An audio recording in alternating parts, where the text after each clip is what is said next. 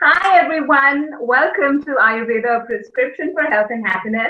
We're just waiting for everyone to join in and we're going to begin in a few moments. We appreciate your patience. You can see on somewhere on the right hand side of your screen, you will have a Q&A option where you can write in your questions and you can write in your hi, where you're from. We'd like to get familiar with you till we wait for everyone to join in.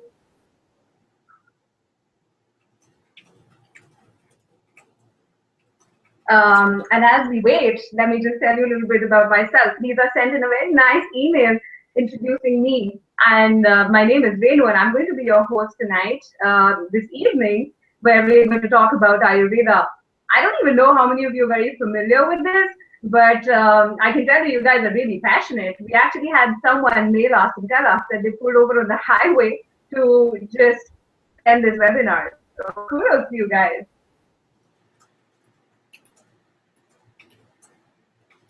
We'll just wait for another 5 minutes or so, and then we're going to begin, right? No, it's 6 so o'clock. I have Ashley here, and I have Sylvia here, who are saying hi from Florida and from Australia.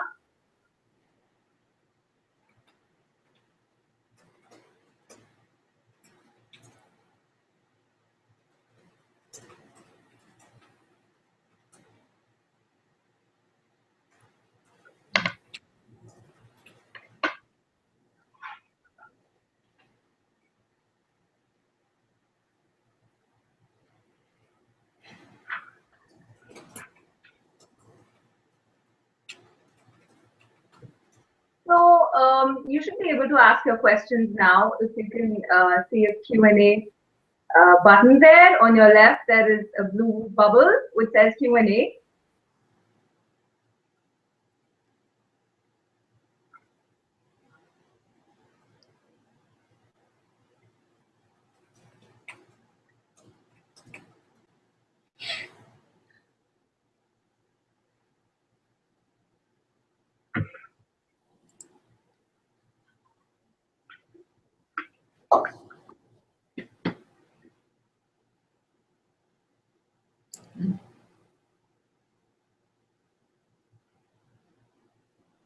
So I guess we're ready to begin.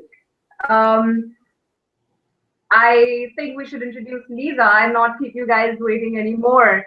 So today we have this great opportunity to be one-on-one with Lissa, our Ayurvedic lifestyle expert, who is, transformed so many lives and who's been working with Ayurveda and with Ayurvedic experts and living a really Ayurvedic life for a long, long time.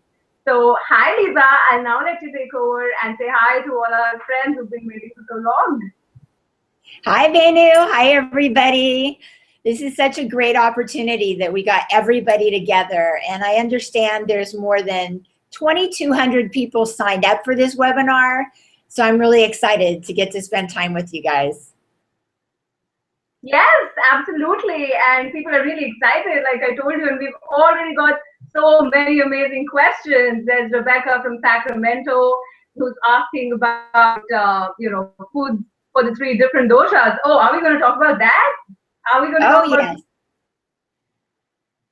Yes. Okay, great. So we have more questions and we're going to take up all of them. But before we start taking your questions, let's just, begin with you, really, because, you've written so many books about Ayurveda, and I'd say your own special kind of lifestyle, because you're not like a recluse, very detached and cut off from everyday life. You get excited about a sale and go shopping and go to the salon, go for movies, have popcorn, just live a normal life that most people do.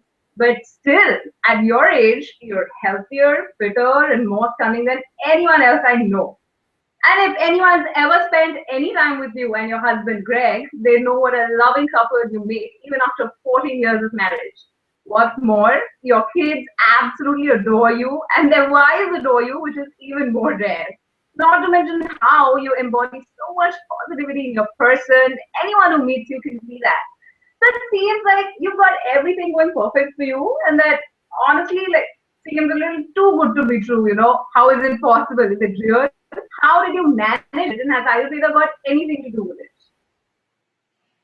You know what? I tell everybody that yes, I have a wonderful life and I'm so grateful and feel so blessed to be so healthy and so happy.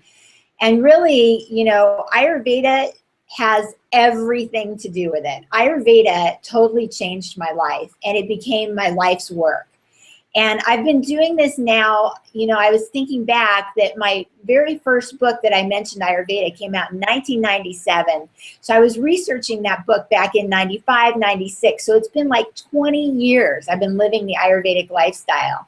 And it means so much to me now that, when I was first getting started, people hadn't really heard about Ayurveda and they didn't know what it was. But now people are getting really curious about it and they're seeing the benefits in their lives. They're seeing that it really can promote health in so many ways. So I just love it. And I think that, being an American, I can tell the difference between living just a Western American lifestyle and living Ayurvedically, living mindfully in body, mind, spirit, and space. That's a very important point you brought out, being an American, but we're going to go that in a bit. Go there. I just have, one more question. So this whole rosy picture of life that comes across now, has it always been so, or did you have to, I'm sure you had to work your way through it, right? Yeah, I mean, I think about all the trials and tribulations I've been through in my life. And one of the things that led me to Ayurveda was because of my son's ADD. And when I didn't want to give him medication because he was so young and I was looking for alternative remedies. So that helped him, but it also helped me because I learned that, ADD is a genetic disorder and I have ADD. And so when I started learning how to help him, I learned that it was a Vata imbalance and that I could balance my Vata. I also have struggled over the years with anxiety. Well, anxiety is also a Vata imbalance. So when I keep my Vata in check, I don't have those problems with anxiety anymore. Another problem that I dealt with for years and years and years was IBS. And a lot of people get IBS, and sometimes it's from stress. It can come from various different sources. But what I learned, again, was that it's a Vata disorder, and I'm a Vata. So when I started taking care of myself and living the Ayurvedic lifestyle, and particularly implementing things that were very Vata balancing, all of a sudden I saw these wonderful changes in my life. And I couldn't do enough to get the word out to people to say, hey, you can feel this good too. Life is wonderful. We don't have to struggle. We don't have to suffer. We can live in harmony with nature and be the best we can be. Yeah, so you say being in harmony with nature. It's such a broad term. Being in harmony, you can be in harmony with nature in so many ways, and this is what I think catches a lot of people. That what do you mean by being in harmony with nature? How do you explain that? Well, Ayurveda teaches us a lot about ourselves. It teaches us that in life, in all of life, everything in the world is made up of the 5 elements: air, space, fire, water, and earth. And we are too. And when we look more closely at those 5 elements, we feel air in our lungs, and fire is like the digestive fire, and the fire that makes us angry or passionate about something. We can see all of those elements in our body and in our personalities. But Ayurveda, what they've done is they brought the elements together into 3 basic doshas, or mind-body types: Vata, Pitta, and Kapha. Okay, so Vata, Pitta, and Kapha are the 3 doshas, as we call them. All right. And do you want to explain a little bit more about how they influence us, and why is it important to know about each one of them? And how do I know if I'm Vata or Pitta or Kapha?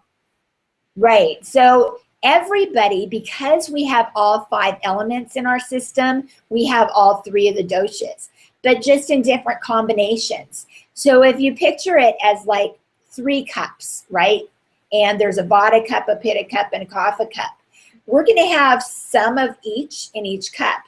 But some people have more Vata, some people have more Pitta, some people have more Kapha. And whichever you have the most of is known as your dominant dosha. And some people are double doshas too. They might be kind of equal in 2 of them. But when you know your dosha, you also understand your tendencies and what ailments you're prone to, what your personality is like, what your strengths are, what your challenges are. And you can understand how you can get out of balance. So for example, me being very Vata, when there's more Vata involved, then that cup gets really full, and when it spills over, then it's out of balance. So Ayurveda works in 2 ways. First, it works to help to keep us in balance, because when we're in balance, when our doshas are kind of the representing us the best way that they can, which is what we were born with, we're born with these doshas, then we're our healthiest and happiest. So Ayurveda strives to keep us in balance that way so that we can express ourselves best. The other thing it does is that when we're out of balance, when we have too much of any particular dosha, it strives to bring us back into balance. So it's both a preventive healthcare so that we don't get sick, and there's also a kind of healthcare to help bring us back into balance. It's a treatment too. So it helps us in so many ways, and I love it. It's changed my life. Yeah, absolutely. We can see how wonderful it is. And so, but Barbara here asked a very interesting question, and I just can't help but ask you. So she says that whenever I fill out the questionnaire, my dosha seems to change. How is that? I'm sure a lot of us have this question, right? Yeah, okay, so basically there's 2 things you need to keep in mind.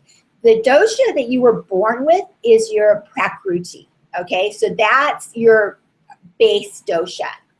But as we go through life and as we go through the day and the seasons and everything, we are affected by all the doshas, the weather, the seasons, the environmental changes around us. Even our age, right, affects our dosha, because those things are external and they act on us. So for example, right now we're in the spring season, right? March through June is spring. So a lot of people here in the West are getting more allergies, right? March through June is spring, and it's also known as Kapha season. So we all have a little more Kapha in our bodies. So knowing that, now if we took a dosha test, it might show up more Kapha in our system, but that's because we have a Kapha imbalance because of our allergies. So knowing that, we go on a Kapha pacifying diet, and that helps to make our allergies better, helps to calm down our Kapha. Yes. So I guess now it's really clearer to understand that it's not just, black and white. You have to understand the principles behind each dosha, behind your own life, the stage at which you are, the season, environmental factors, and a lot of things, if that's what you're trying to say, right?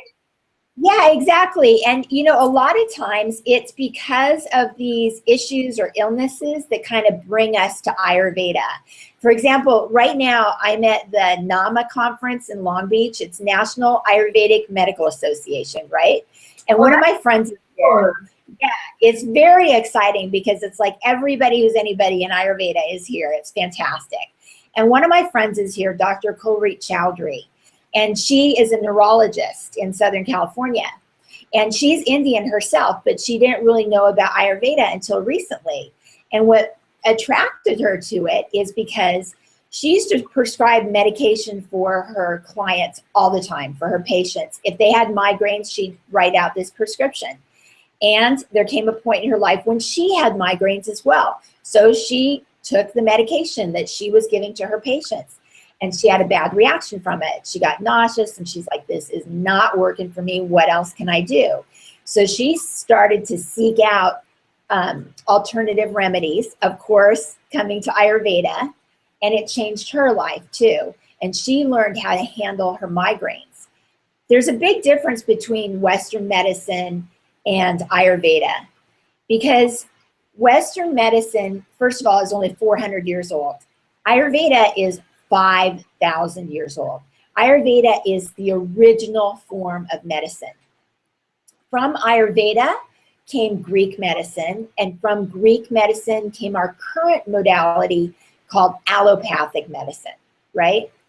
Allopathic medicine these days, while there are some amazing technological innovations that have gone on and it's fantastic, modern medicine is actually the third leading cause of death in the United States. There are infections, there are side effects, there are all kinds of things with pharmaceuticals that we have to cope with if we're going to be taking these medications. But Ayurveda says when we're in harmony with nature, when our doshas are balanced, when we're living the lifestyle that we're meant to live, we're going to be happy and healthy. And we don't need to take medications like that. You know, Western medicine looks at, you know, they've separated out, they've discovered, oh, we have a liver, oh, we have a kidney, oh, we have a heart, and they're treating each one of those organs separately. But in Ayurveda, we're treating everything holistically because one thing affects the other. So you don't get side effects and stuff. When you're living a lifestyle and you're eating food, you know, Ayurveda says that food is medicine. Says, you know, when your diet is good, medicine is of no need. But when your diet is poor, medicine is of no use. So food in Ayurveda is medicine, and that's where we start. You know, if somebody's having a complaint, the first thing I ask them is, what are you eating? Well, if you have a complaint and you go to a Western doctor, are they asking you what you're eating? No, maybe not, you know, down the line. It's like, oh, here, I'll write this prescription. So Ayurveda really empowers us to take charge of our own health and our own happiness and to take care of ourselves. So, you know, what I find very interesting about Ayurveda also is that it reduces the very need to go to a doctor. What it does is that you're so healthy, your immune system works so well that you don't need those medicines. And, you know, problems like ADHD and, you know, all these imbalances and mood swings and depression and constipation, I mean, these kind of things are like, you don't even face them anymore. You don't, you know, you live a healthy life that you don't need to worry about your health insurance so much. And I'm very interested to know, what are your medical bills like? Yes, that's true. I mean, I haven't had a major health bill. I don't think I've even been sick or anything since I had my children, and my children are 25 and 28 years old now, you know, so it's definitely working for me. And, you know, I've been doing this for 20 years, and I don't mean to brag, but I'm going to be 54 years old this month in April. So I think it, you know, you're as young as you feel. Well, I feel young and vibrant and happy. Chronological age is one thing, but biological age is another.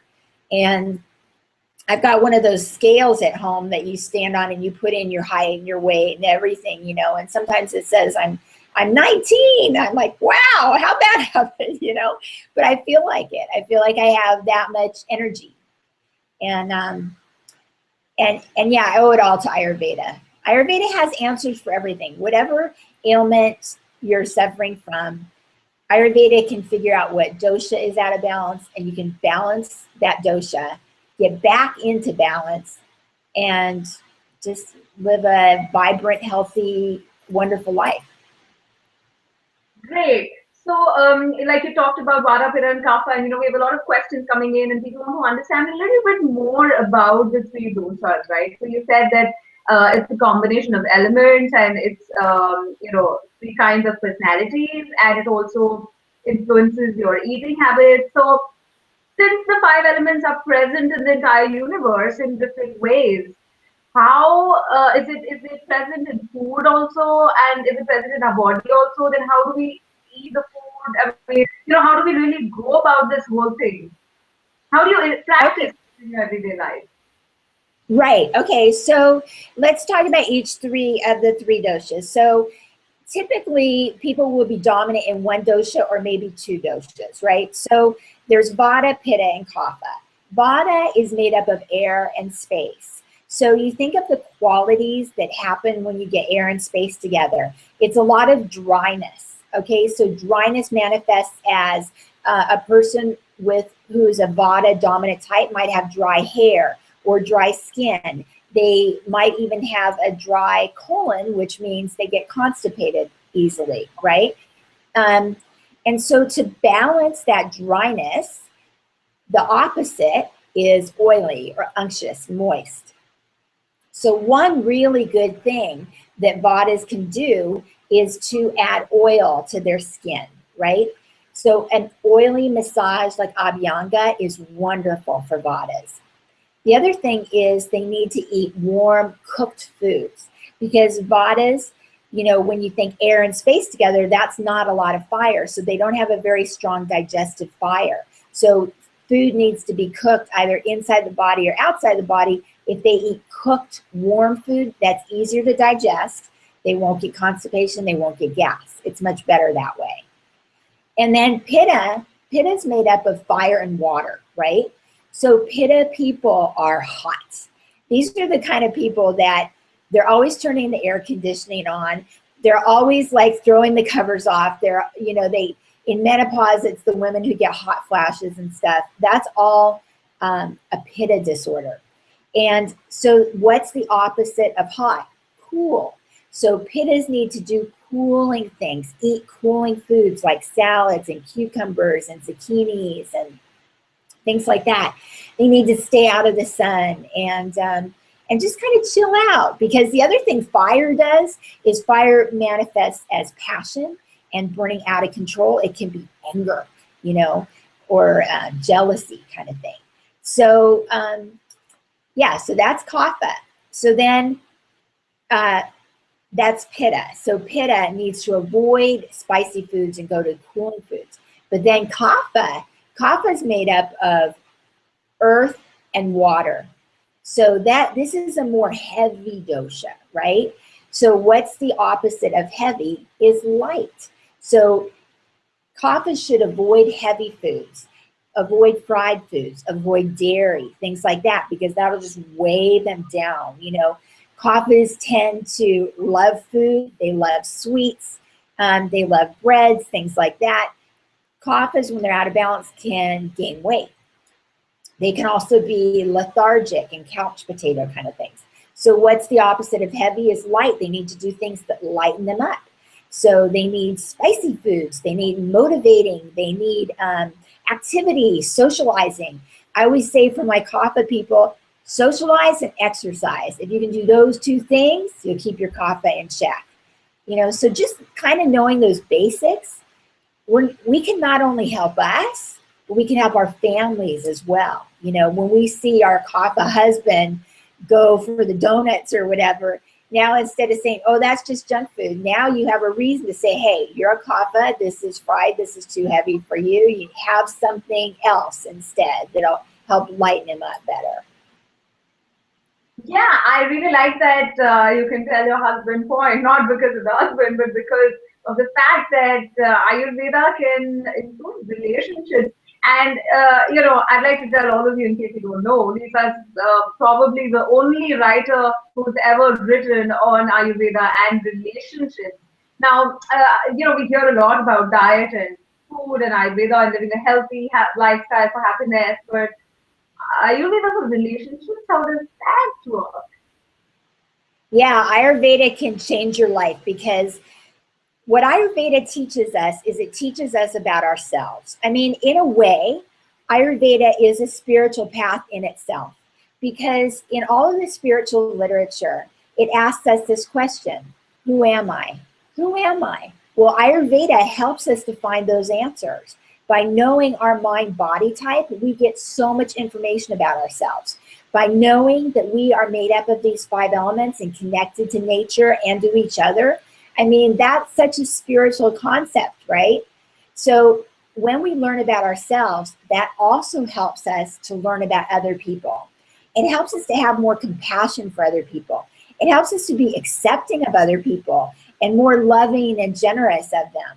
So that when, say our boss starts going on a tirade and you know, you don't take it so personally. You're just like, oh, his pit is out of balance. Okay, you know, so let's just calm down because this storm will pass. The pit of storm always does pass, you know, and you see it coming and you don't think, oh, it's because of me and it's my fault and everything. It's like you understand that this is his personality. And you can work to use communication skills to better have a meeting of the minds, right? For example, pittas are very visually oriented. So just like in neuro-linguistic programming, you could say, oh, I see what you mean. Or you could say, have a look at this, right? Then they understand you better. Whereas the Vata person is more of an auditory learner. Sound and touch are more important to them. So you could say, do you hear what I'm saying? You know, that kind of thing.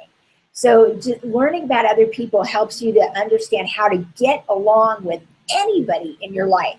There's no bad matches. It's great. So I guess when they said that the way to a man's heart is through his stomach, this is what they meant, that give him the right dosha balancing food and you'll crack it.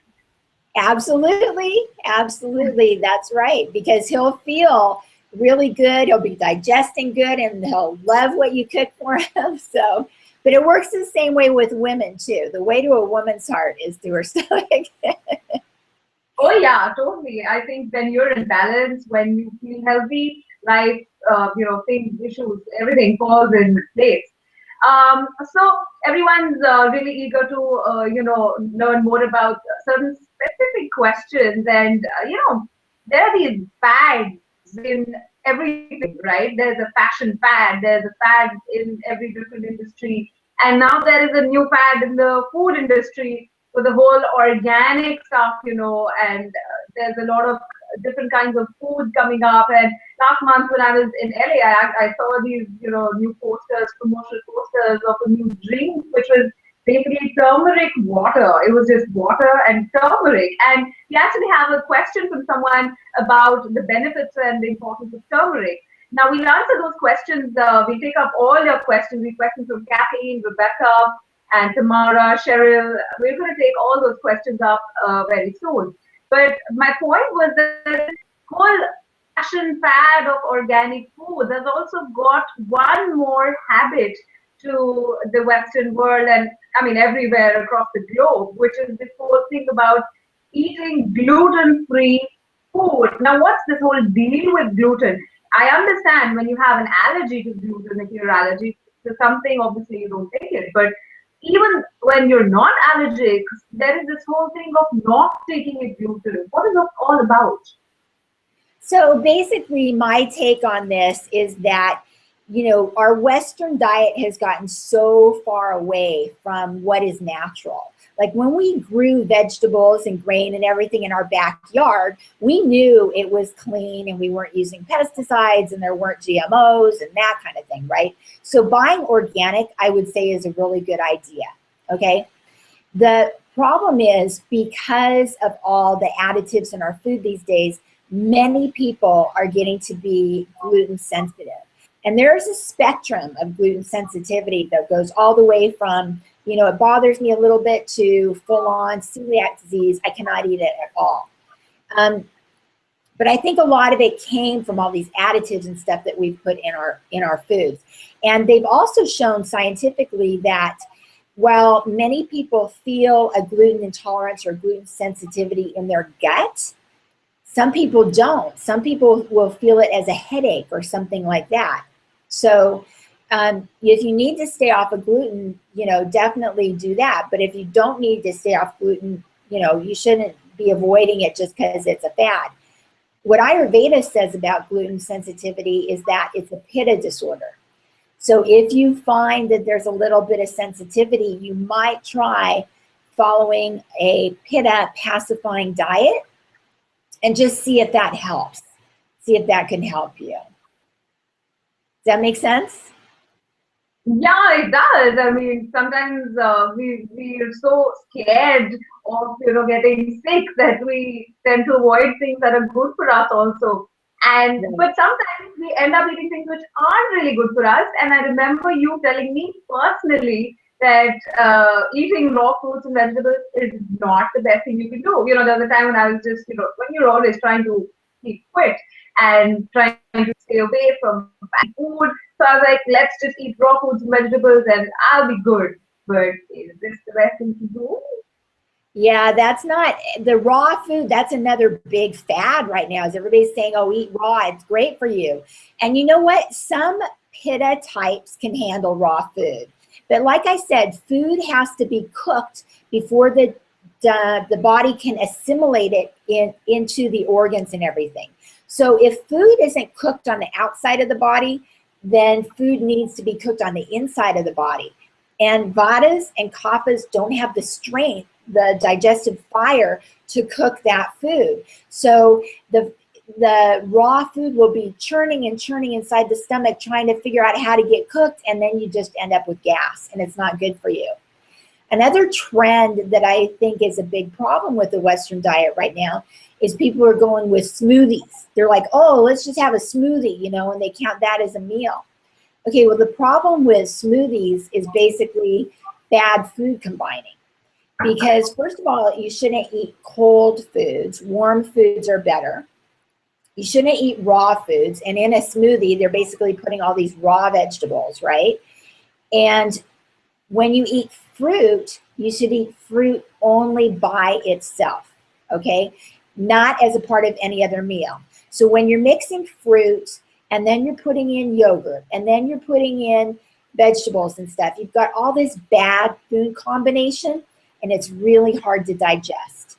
So my suggestion is if you're gonna make a smoothie, either do a fruit smoothie with water, not with anything else, not with dairy, even if it's soy milk or something like that, just the fruit and water itself. So it's more like a juice.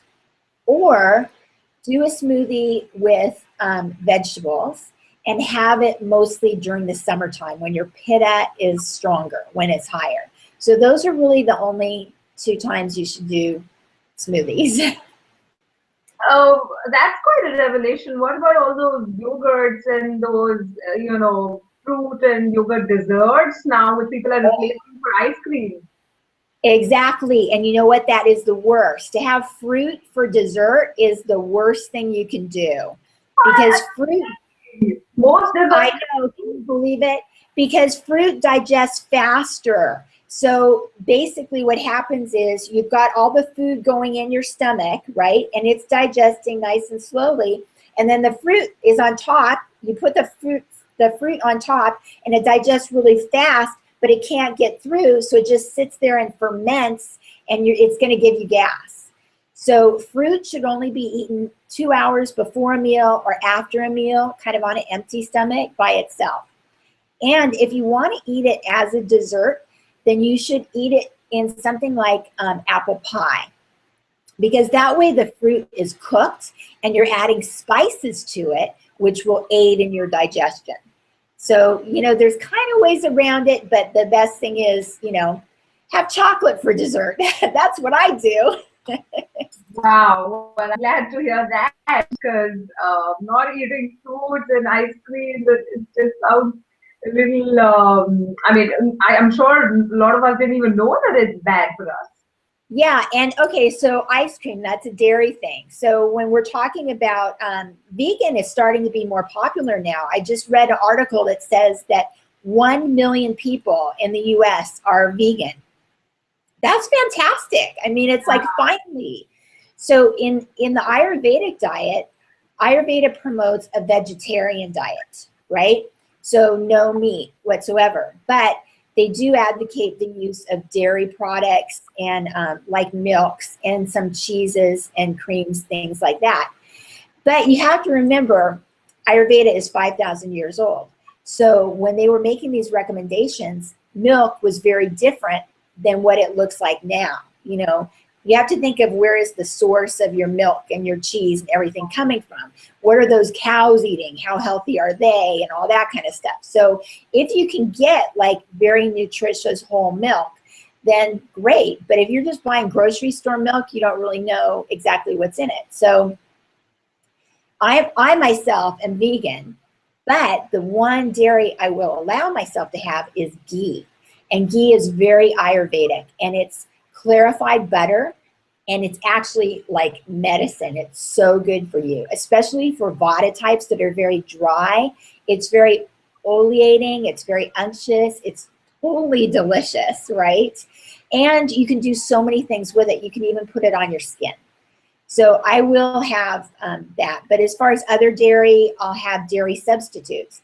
And 5,000 years ago, they didn't have dairy substitute. There was no soy milk or almond milk or coconut milk.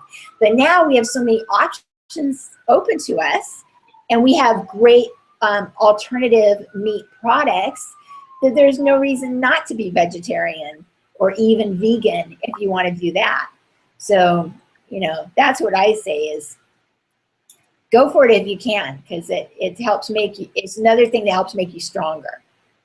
Yeah, that was going to be my next question to you. Is being vegetarian healthy? A lot of people have these concerns about, B12 deficiency and, not getting enough protein and not being strong enough if you're vegetarian. Does that have any validity as far as Ayurveda is concerned? Well, no, because look at most people in India where Ayurveda was born are vegetarians, and they get plenty of protein. You can get protein from many, many sources, from beans and even grains, and a lot of vegetables have proteins in them as well. And, I think I've seen a couple of cartoons where it's like a big gorilla, is saying, I'm a vegetarian. You're concerned about where I'm getting my protein? Elephants are vegetarians. They're big and strong and stuff. I don't think that that's a concern. Of course, you want to make sure, like Ayurvedic eating, when they're saying, are you in balance, is saying, are you getting the 6 tastes in every meal? So in Ayurveda, there's 6 tastes: sweet, sour, salty, bitter, pungent, and astringent. So in the Western diet, we're mostly getting sweet, sour, salty. If you think about a typical American lunch, you go to the fast food and you get a hamburger and a milkshake and a french fries, right? So that's all sweet, sour, salty. Everything that's in there is sweet, sour, salty. And maybe not even that much sour. Maybe the pickle on your hamburger bun is the sour. It's all mostly sweet, right? Everything's sweet. So what happens is you eat it and you feel full, but you're not satisfied. So you think, oh, I need more food because I'm still hungry. And then you eat more food, but you're not eating the 6 tastes, so you're still not satisfied. So you eat more food and you eat more food, and it doesn't fill you up.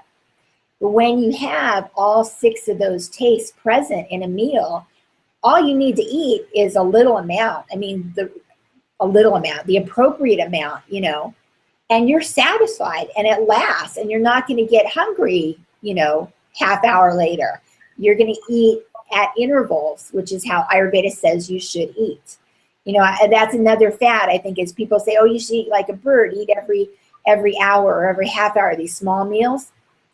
That's not what Ayurveda says. Ayurveda says eat 3 meals a day. Eat your largest meal at lunch, because at lunch, that's when your digestive fire is the strongest. That's when you're going to be able to digest the most, the best. So if you're going to have 1 large meal of the day, make that lunch. If you're going to have dessert, have it after lunch, because it's easier to digest. And it makes sense too, because you have more time to burn those calories. I mean, Ayurveda doesn't talk about counting calories or anything. It really doesn't need to.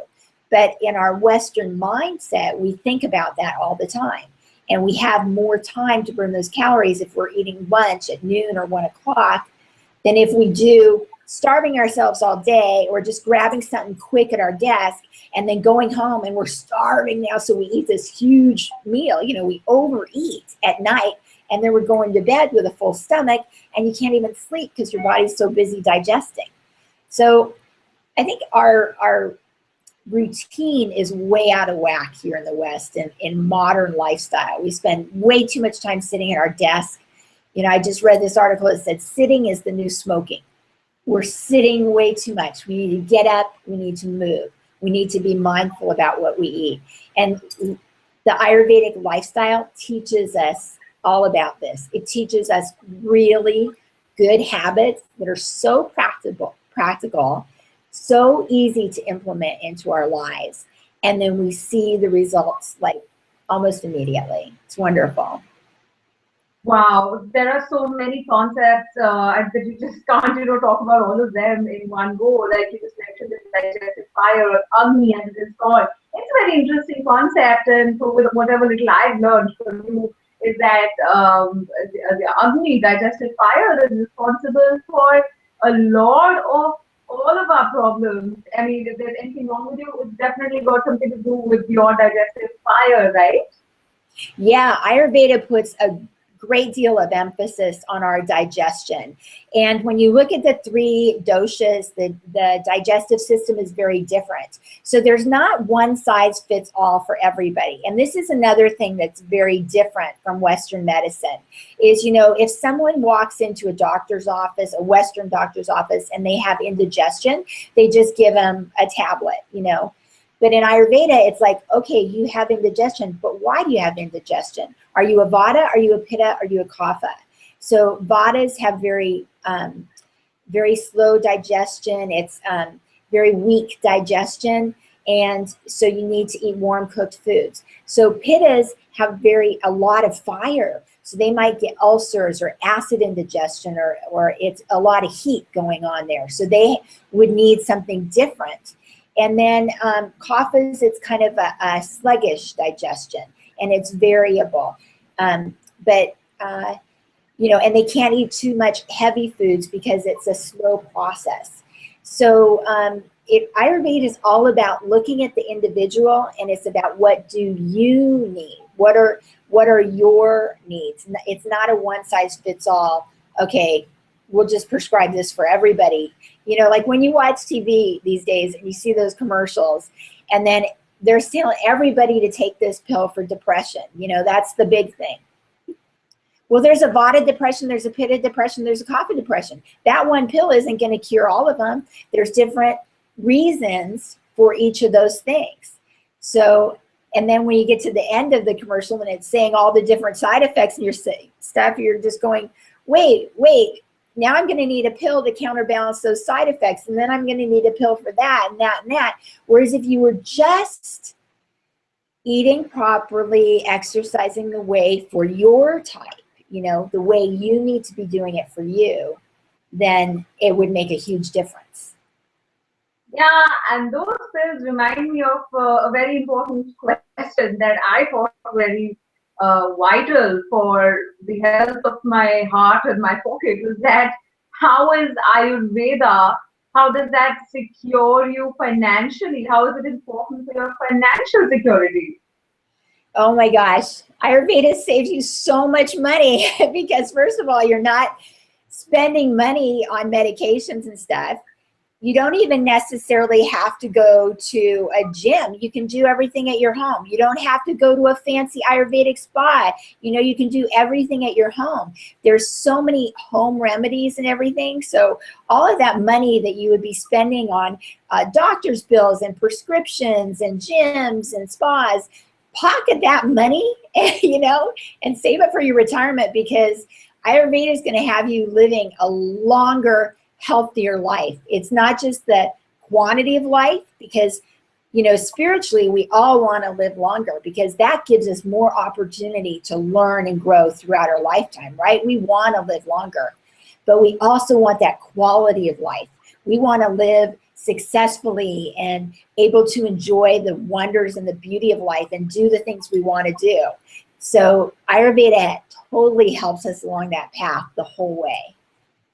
Yeah, and one of the most interesting things about Ayurveda is the Ayurvedic massage and spas, and they look so wonderful. Like Shirodhara, the one where you just have the oil dripping on your head. It just looks like, my God, I want to lie there and get that kind of relaxation. Is it only relaxation that you get with massage, or is there something else that it serves for you? Why is it so important? And another question is, do you really need to spend a bomb at the spa centers, or is there something that you can do yourself? Yeah, you don't need to go to the spas. I mean, sure, if you can afford it and you want to, the spas are great. Go ahead and do it. And I think it's a fabulous experience to be able to experience some of the really traditional Ayurvedic massages. But what the massage does is when the oil is on the skin, it helps to soothe the nervous system. It also helps the skin to release toxins. It tones the muscles, and it also moisturizes the skin.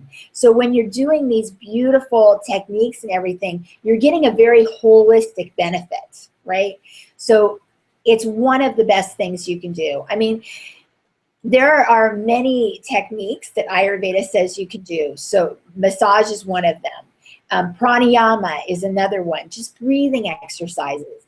We forget to breathe. I mean, that is just, we're so busy all the time, we find that we're holding our breath. But if we do some proper breathing exercises, that opens up those channels and we just feel so much better. Meditation is another practice that Ayurveda really advocates. Meditation and Ayurveda and yoga are all sister sciences. So I think a lot of people finally found out about Ayurveda because they're in a meditation class or because they're in a yoga class, and they get so much benefits out of it that they're saying, what else can I do? What more? What more? And then they're saying, oh, Ayurveda.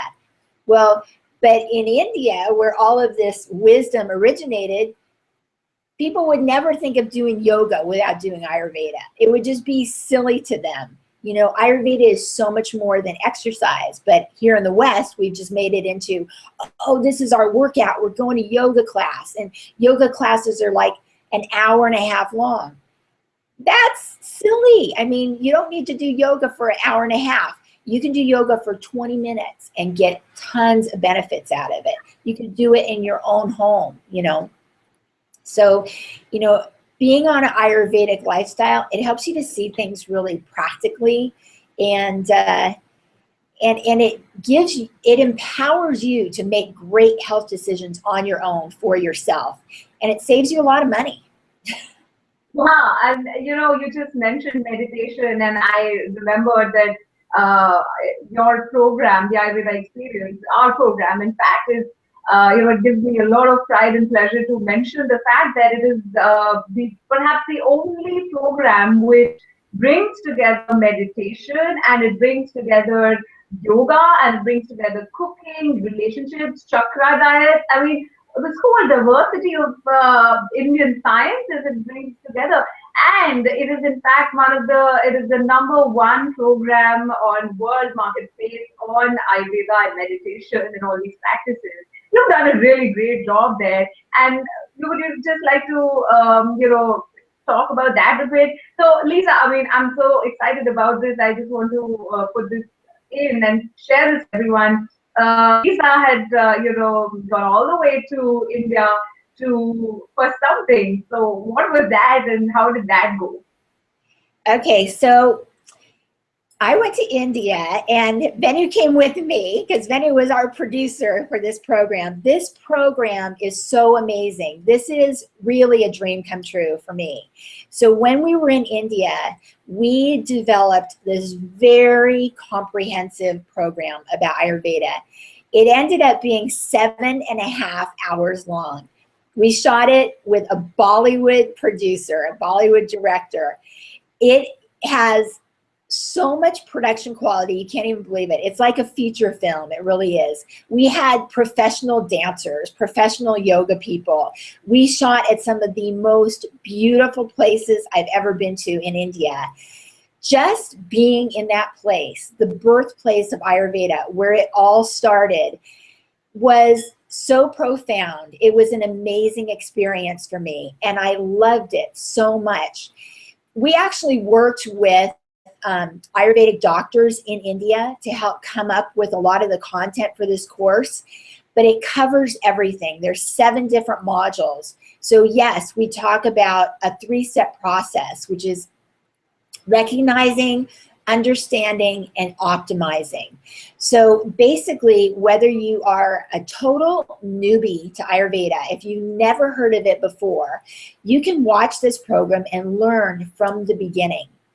And if you're very familiar with Ayurveda and you want to learn more, we go very deep into a lot of these concepts so that you will learn things that most people only learn at an Ayurvedic school. It's remarkable. Everything from, like you said, meditation, yoga, massage, digestion, recipes, exercise. I even give mantras for each of the 3 doshas so that when you meditate, you know which mantra to use. And the program is all on video. It looks, oh my gosh, it's so beautiful, beautifully done. Some of the pictures are on the website that you can see, the little screenshots. It's really beautifully done. But in addition to this, you also get a book that is the text of the entire course. So it's kind of like having a textbook, but it's also like having a teacher because I'm right there teaching you everything right in India at authentic Ayurvedic spas, authentic Ayurvedic retreats, right hands-on, cooking the recipe in front of you. The other thing you get when you get the course is my book, The Perfect Balanced Diet, which has great recipes in it. It explains more about Ayurveda, and it's a very holistic plan because a diet to me is not just the foods you eat. It's the information you take in. It's the relationships you have. It's the activities you do. Everything has to be addressed, body, mind, spirit, and space. So this program is phenomenal. I mean, there's no other word for it. I just like to add in a little bit, we tried to make it as interesting and as fascinating as possible. And we brought dancers from, authentic Indian dance form called Chau. And, they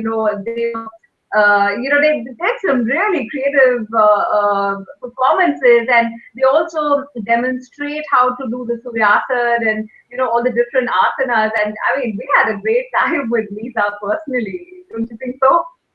They were amazing and totally beautiful, and the things they could do were just beyond. I mean, so graceful, and I think that was one of my favorite parts is I was so entertained by them. I mean, that was just wonderful.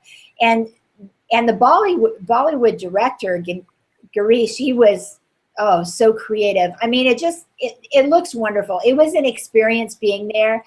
And I really encourage you to come along with me on this journey to India, because you'll see a different part of India that even if you've been to India, you've never seen this behind the scenes kind of look at what it all offers. It's amazing. It's so amazing.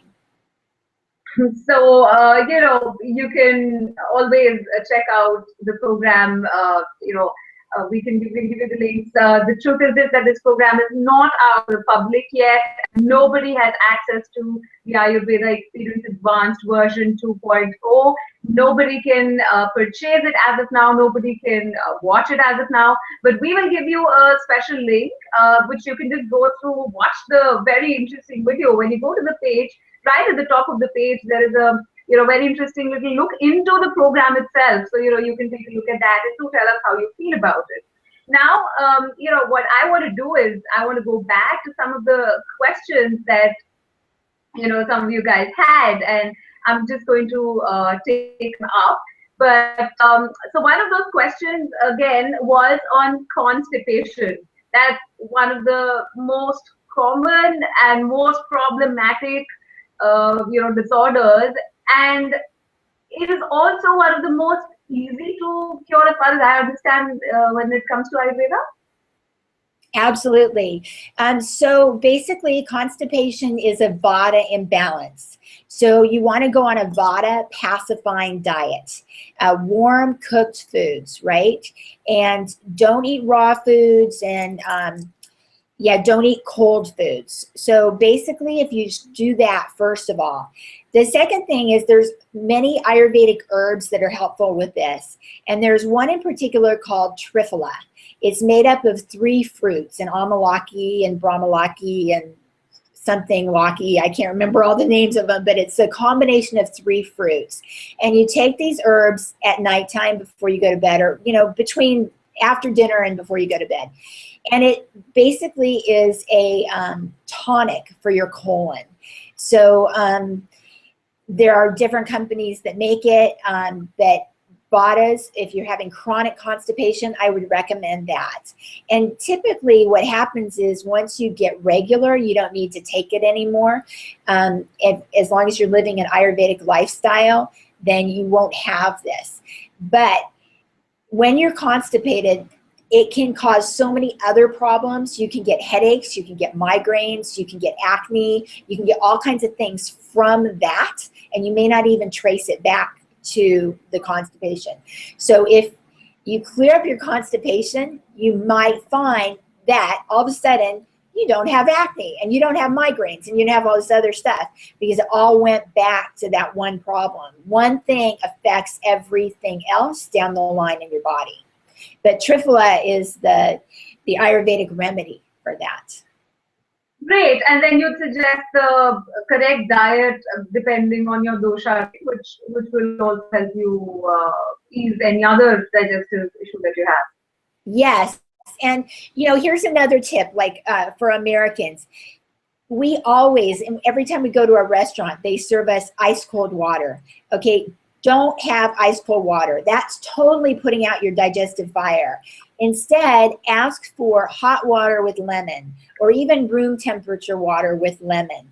Lemon helps stimulate your digestive system, and having the water at room temperature or warmer won't bother your digestive fire. So that's another really good tip. Great. I'm just going to jump for a bit, you know, to one more thing that I wanted to mention, but I forgot completely, and I'm sorry for that. The program, the new version of the program is available in different formats. So you can either get the physical collection with the book and the set of DVD and, you know, the whole hard copy, which you can watch anywhere and carry the books along with you. Or you could just order it online and just sign in, log into your account, get, you know, download the videos and keep it in your computer, refer to it whenever you want, all your life, share it with your family and friends. So if you want to just take a look at that, on the right hand side of your screen, you'll find a link to the page to the new program. You can always click on that and, you know, go and watch the video and check out the rest of the program. And and now I just want to go back again to your questions. So there's one more question interesting question about Ayurveda and, you know, bad habits.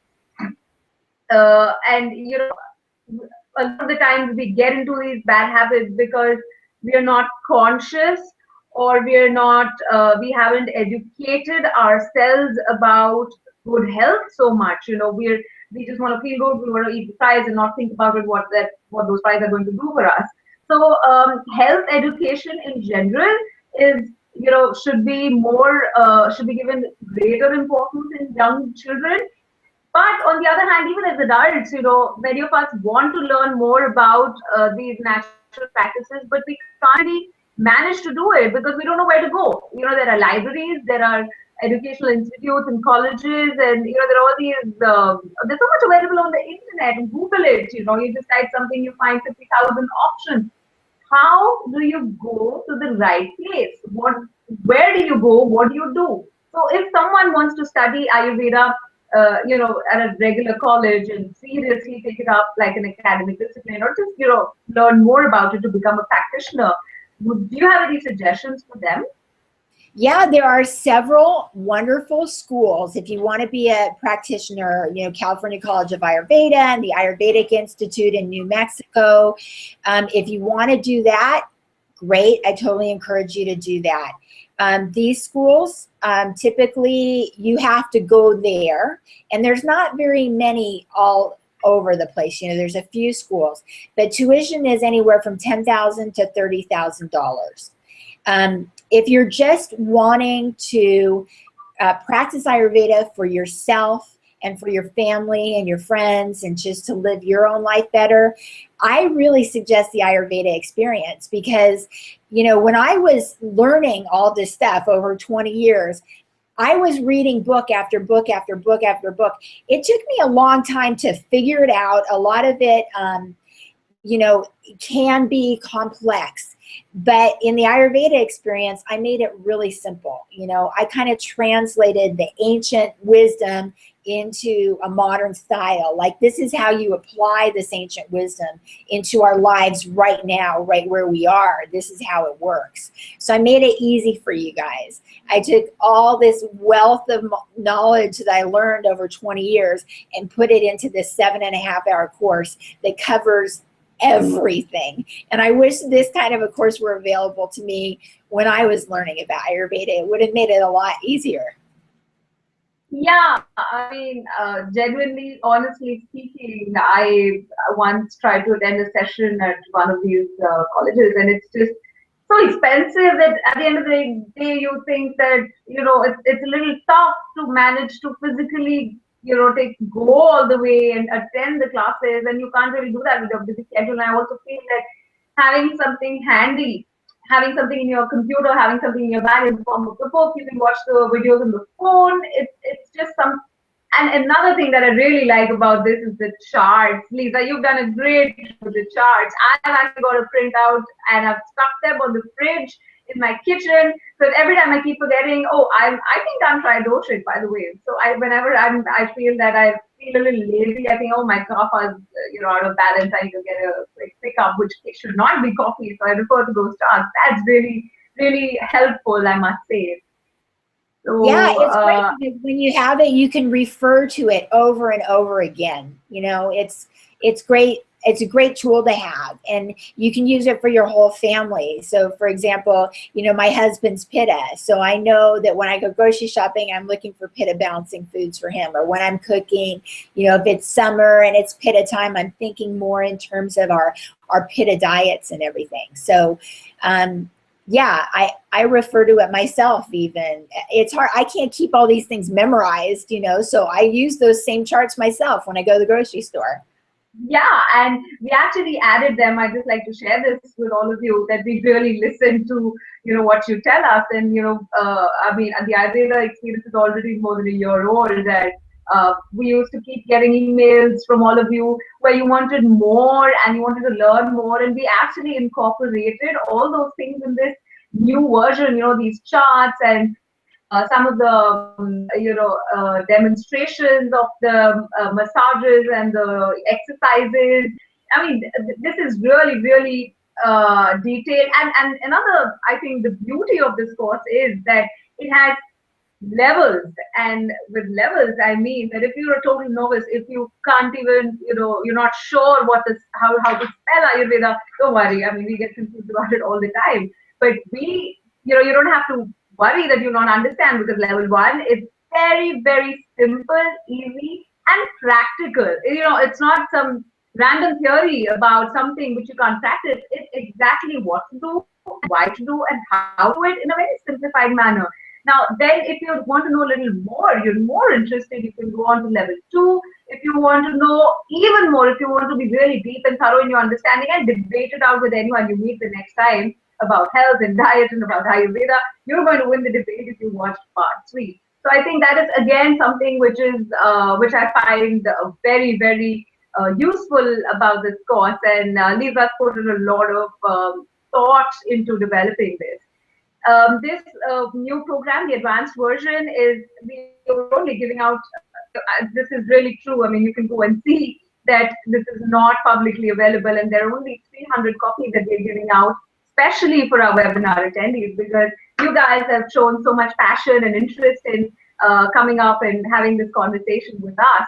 And I mean, Lissa, thank you for this, that we've been able to, make this whole elaborate course to help people out. Oh, I loved it. I loved spending time in India.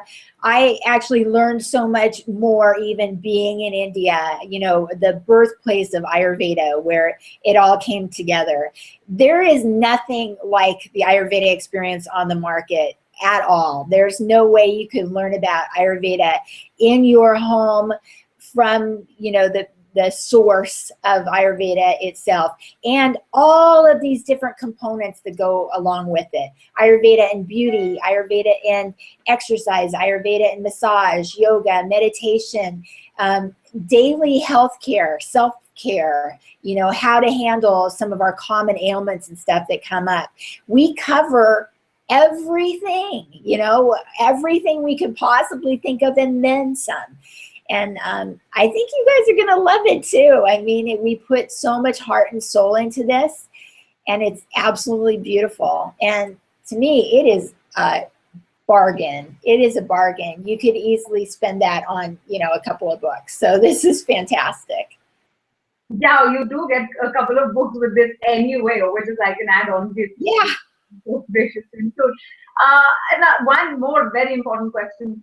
What if I think, yeah, maybe I should try Ayurveda, maybe it works for me, and then I go get the course and I go take my plunge into it, and what if I feel that it doesn't work for me, or I don't have the time to follow it up, or whatever reason, I'm a little doubtful about it. What then? Well, we do have a money back guarantee, 60-day return guarantee, but you know, we can make that guarantee because I know so much that you're going to love it, that it's going to make a difference in your life. You'll see. It's just worth a try. You have nothing to lose. There's a money back guarantee if you don't like it for any reason. Yeah, I mean, totally. It's about seeing results. It's about experiencing the change that we see you embodying. And if you can't do it, there's nothing really to worry. It's a complete risk-free situation where you've only got good things to gain and negativity and all that weight and all the health issues to lose. So you can absolutely go ahead with that. And a while ago, you were just seeing the, link to the physical version of the program. You don't always have to go for the DVD. A lot of people prefer to have the books in their hand and, carry it around. But you can also go for the digital version, which is, it's much more convenient in the sense that you can log in from anywhere, have downloaded. And the best part is it is economical comparatively to, I think like Lisa just mentioned, price-wise, this is already at 50% discount, which is, our standard policy. We try to make it as affordable as possible for as many people, so we try to do that here. But if you want to go for the digital courses, you can just check it out. You can click on the, right hand side of your screen and you can see a different link there. Lisa, what would you prefer? Do you like, just personally, do you like the feel of books and DVD, or do you like it, digitally, just on the go? Oh, I like it both ways. I mean, these days, books I always have on my iPad right now. So I have books are more digital and stuff. So I like it that way too. But, when I'm on vacation and sitting on the beach, I like to read a book too. So there's either way, it's all good. I think this knowledge is meant to be shared, and that's why we've made it so accessible and so affordable. You don't have to spend $10,000 and go to an Ayurvedic school in a different state and sit there all weekend and take notes and everything. We are bringing this to you in your home, on your computer, at your own pace. You can watch it over and over and over again. And it'll answer, and we're here available to you to answer any questions. I mean, already I've gotten so many questions from people, and I'm more than happy to share knowledge and talk about individual situations or whatever comes up for you. I think that's one of the best parts about this course is that we have a huge customer support. We're totally there for you. We're building a community of people, and we can help each other. Yes, that's true. And with health, I am really overwhelmed with so many questions from all of you. And I think it is, I mean, I feel so great that I'm getting this opportunity to, help you get the answers to these questions. And, there are only a number of issues we can address here, a number of questions we can answer, but that's not so with Ayurveda. It's a whole wide, vast world with a solution for almost everything. So, right now we're going to take up your questions and try and answer as many as possible. But I would just say that, at the end of the webinar, when we finish it, we'll be sending you to the page where you can look at the program. I just say, do watch the video just for the fun of it, just to see what Lisa was really doing in India, just to check out the beautiful locations where, the program was filmed. And I just request you to, take a look at it and tell us what you think about it. And we'd like to, improve it further and make it even more exciting if we can. But trust me, if you watch this, I believe that you're going to like it. So do tell us what you think about it. Do check it out and let us know. Now I'm going to take up the wonderful. There's so many questions. I'm wondering how do I take it up. So there is one very interesting question here which talks about, can Ayurveda help you heal acne and skin problems? Oh, absolutely. Absolutely. For the most part, acne is a pitta disorder. So a lot of it is what you eat. So you'll be healing from the inside out. And then there are a lot of topical remedies that you can use for acne Ayurvedically. And, I wish I had that encyclopedia brain where I could remember all of this stuff, but I'm very Vata, so I learn quickly and forget quickly, but that's why I made this course so that everything is right there. And in the course, we specifically talk about acne, so that's definitely in there, but it is a pitta imbalance in general. I see. There's one more question by Linda, and she's asking, can you get certified at a beginning level with this course? So I'd like to tell everyone again that at the end of this course, once you complete it, you actually get a certificate of completion for this course. So, I mean, you cannot really practice like an Ayurvedic practitioner for that, that's a very long medical course. But if you don't want to go all the way medical, you get a nice certificate of completion once you complete the course. I think what helps a lot of people is, like, if you're a yoga teacher and you want to be teaching Ayurveda and helping your students learn about Ayurveda, it gives you that nice base of knowledge to introduce it to your students. If you want to incorporate more into your yoga practice, this helps you with that. If you've been meditating for a long time and you want to know what's more, Ayurveda answers that.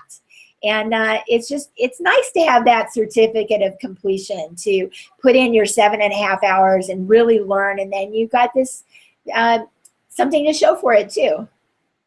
Oh my God. And now I just have a question from Amy Murphy. And you're not going to believe what I'm just going to read out. And Amy, you have my 100% sympathy with you. You've got to listen to this.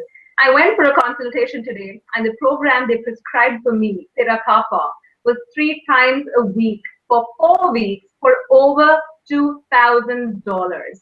I cannot afford it. Will doing it on my own work, or do I need to get balanced first by a practitioner?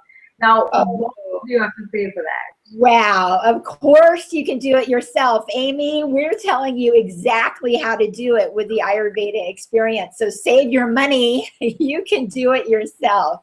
Yeah, you know your dosha now. You know what your imbalance is. We'll give you all the tips, all the tools, everything what to eat. You can do it on your own. You are empowered. You don't need to rely on anybody else. You can do this. This is the beauty of Ayurveda. Yeah, and what really strikes me about Amy's question is that you've been prescribed with a Pitta Kapha program for 3 times a week for 4 weeks over, how does that just 3 times a week? Isn't it a lifestyle change? Isn't it more gradual? Isn't it supposed to be practiced more holistically? I'm a little doubtful about the segmentation. Yes, you're absolutely right. It's every single day what you do, the choices you make. You can't live an Ayurvedic lifestyle 3 days a week. You live an Ayurvedic lifestyle every day for your whole life. And that's what makes you healthy and happy the whole way, right? And that's what Ayurveda can bring you back into balance. And then once you're in balance, Ayurveda can keep you in balance. So Amy, go for it. Come on, girl. Yeah, and that's for Amy and for all of you. I mean, everyone can practice it themselves. There are a number of questions coming up about the hard copy and the soft copy. I'd just like to answer that a little bit. If the program is available only soft copy, the program is available. Only hard copy, the program is also available in a version where you get both soft copy and hard copy. The platinum version of the program does that. It gives you access, digital access. And I also, like you mentioned, there are some digital bonuses. There are additional videos where we have Lisa cooking up some fantastic recipes at home with ingredients that you use that are there at home. And, she's actually cooking all of them for you. Lisa, you had fun doing that, didn't you? I love it, and you'll get to see what my kitchen looks like. It's Yeah, these are some of the recipes that I made up myself, and they're very Ayurvedic because they contain the 6 tastes. So yeah, just remember that, this course we've got 300 available at this price, but when those 300 are gone, then we need to up the price because we put a lot of quality into the course, and it's a great production value and everything else. So it's really just for you guys watching the webinar right now that it's available at this price. After the webinar is done or after those 300 have been sold, then we're going to have to raise the price. Oh, yes. It's just 300 copies. And this program is not a program. It's a phenomenon. And I'm not saying it because I'm associated with it. You will see it. You'll watch it, you are going to side me on that. And there's a question here by Maud, who's asking, are there exercises that are better for the different doshas? Oh, absolutely, yes. In fact, Vata dosha people are more thin. They're more lanky. They don't have a big reserve of energy. So Vatas should not be exercising too heavily. They can do yoga. They can do bicycling, dancing, walking, dancing, that kind of thing, yoga.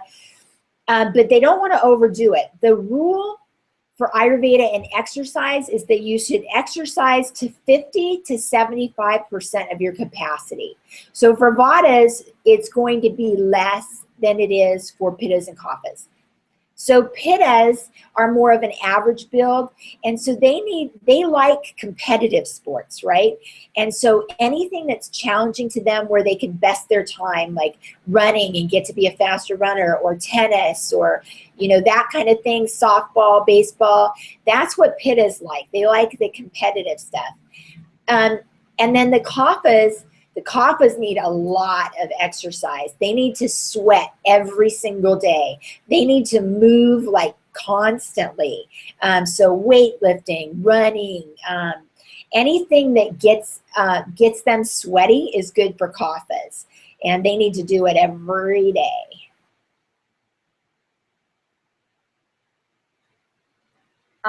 Yes, that is really helpful, and I now know what exercises to do, and rather than doing the other exercises, which you keep trying and you keep thinking, what's wrong with, I'm putting in all the effort, but I'm still not losing that weight, because probably that exercise just doesn't suit your dosha. And I just like to mention, and a lot of times people will exercise and they'll wear themselves out. And then that doesn't do you any good, especially Vata types. You're exercising, you think, oh, I got to exercise because, everybody's doing this and I have to keep up and whatever. And this is what I was told to do. Well, this is what they're telling everybody to do in the class. But the class isn't made up of one person. The class is made up of Vatas, Pittas, and Kaphas. So if I was teaching like a yoga class or a Pilates class or a tennis class or whatever, I would have different exercises for each of the 3 doshas.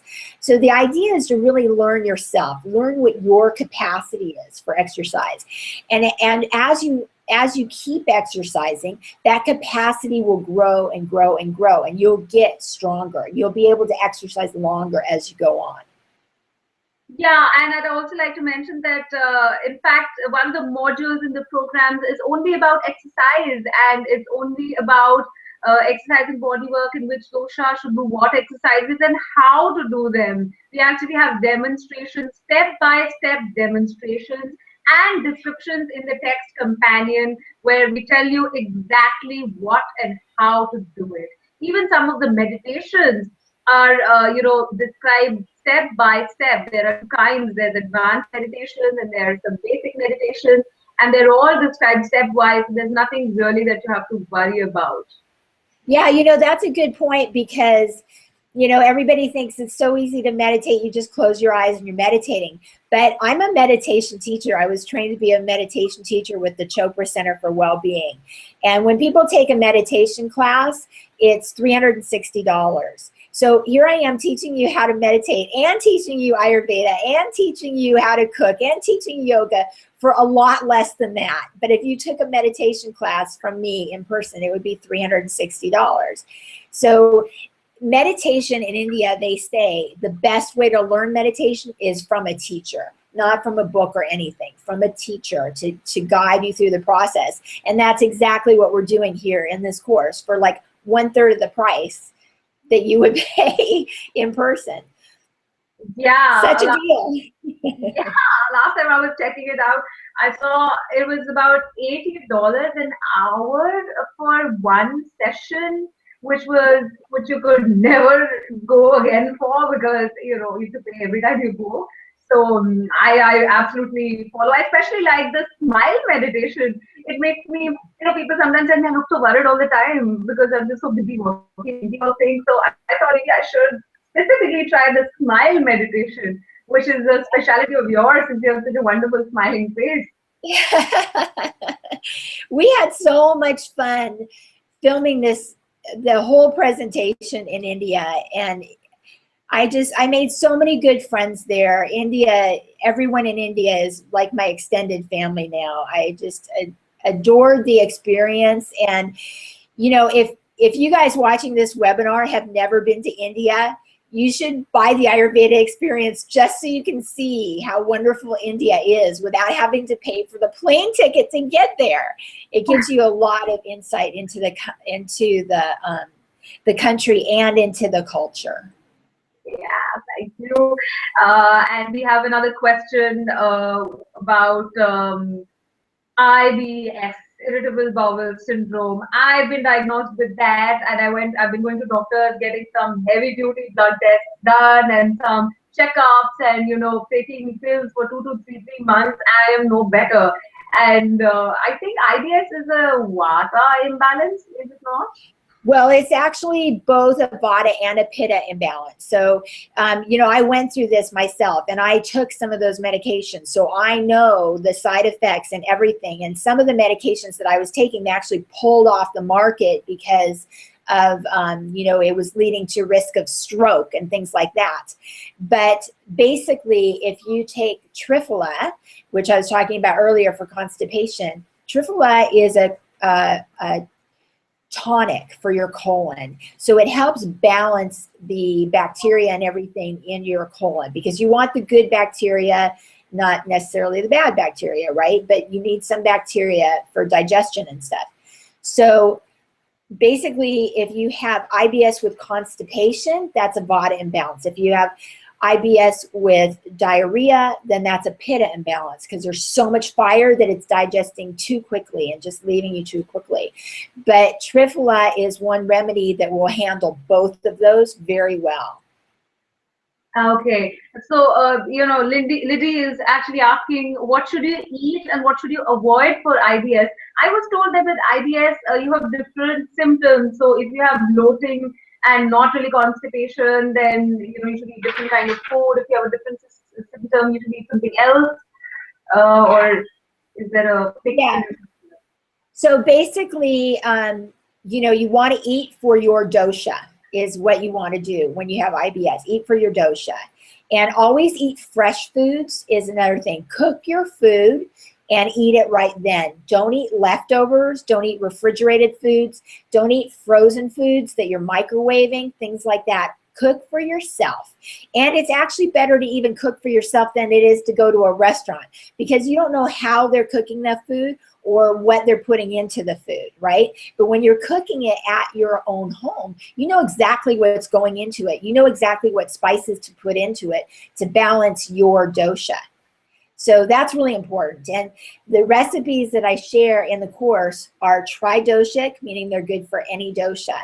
But what you can do, like if it's a Vata imbalance, is add the Vata Churna, which has all 6 of the tastes, but it's more balancing for Vatas. Or Pitta Churna, which has all 6 of the tastes, but is more balancing for Pittas. So you can customize any meal that you're making for your dosha. Great. Thank you. I'd just like to tell people again that on the right side of their screen, there's again the offer for the physical product. If they want to, get the physical version of the program, they can click on that offer and go there. In a couple of minutes, we'll also get back with the digital one in case you prefer to go there. And now for the next question which is again a very interesting question. What about alcohol, and especially not just any alcohol, but wine? Okay, so Ayurveda doesn't say you can't have alcohol, right?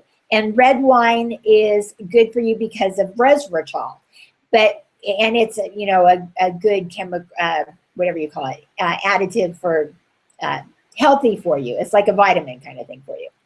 But you don't want to overdo, okay? Little bit of wine, good, helps your digestion. A lot of wine, bad, you're going to get drunk. And then Ayurveda is all about raising your consciousness, not lowering your consciousness, right? So you need to be mindful. They're not saying don't drink, but they're saying everything in moderation. I don't mind having a glass of dinner with wine, but I won't have 2 glasses. 1 is plenty. And I don't drink any hard alcohol at all. And that's just my choice. That's how I choose to live my life, because I'm not just striving to be healthy and happy, but I'm striving for higher knowledge and learning and growth. And I think that alcohol and too much of it inhibits that learning and growth. You're not as sharp. People know when you're inebriated, you're not as smart as you are when you're not inebriated. So yeah, that's true. And we have one more question from Barbara, which is again interesting. I like these questions. She says, if I am Vata and Pitta, how do I balance the eating of warm cooked foods for Vata and eating the cold foods for Pitta? Don't they contradict each other? That confuses me. Right, and I get that kind of question all the time. So what you do is, first of all, you eat seasonally. So you look at what season of the year we're in, and you go for balancing during that season. So right now we're in Kapha, so you could do either one depending on how you feel. But in the summer, we're going to be getting into Pitta season. So you might find that your Pitta is getting out of balance and you need to go on a more Pitta pacifying diet. Also, once you're over age 45, then you're kind of getting more into that Vata time of life, and you might find that you need more of a Vata food. So it depends, 20 to 45 is kind of the Pitta stage of life when you're very ambitious and your digestion's stronger. But after age 45, your digestion's a little bit weaker. So you have to take all of these things into account. Like I said, there's no one size fits all for anybody. So without knowing her age or, what time of year it is, then you're just guessing. But you have the power. You know how old you are. You know how you're feeling. Are you feeling more like, constipated, or are you having diarrhea? Are you feeling more hot, or are you feeling more cold? A lot of people feel cold all the time. Even when 80 degrees outside, somebody holds my hand and it's like chilly fingers. It's like popsicle toes. It's like I'm just cold all the time. But a Pitta person, even in winter, when they're in the snow and they're not wearing mittens, their hands will be warm. So, everybody's different. Great. I have an apology to make here to Jen. Jen, I'm really sorry. I began with asking your question and then we deviated. I'm going to ask her question again. Her question is about smoking or bad habits. Now, how does Ayurveda have a solution for getting rid of smoking particularly and bad habits in general? Yeah, absolutely. It's all a process, and so, the first step, in Vedanta, they say neti, neti, not this, not this. So you learn what not to do, right? And then you learn what to do.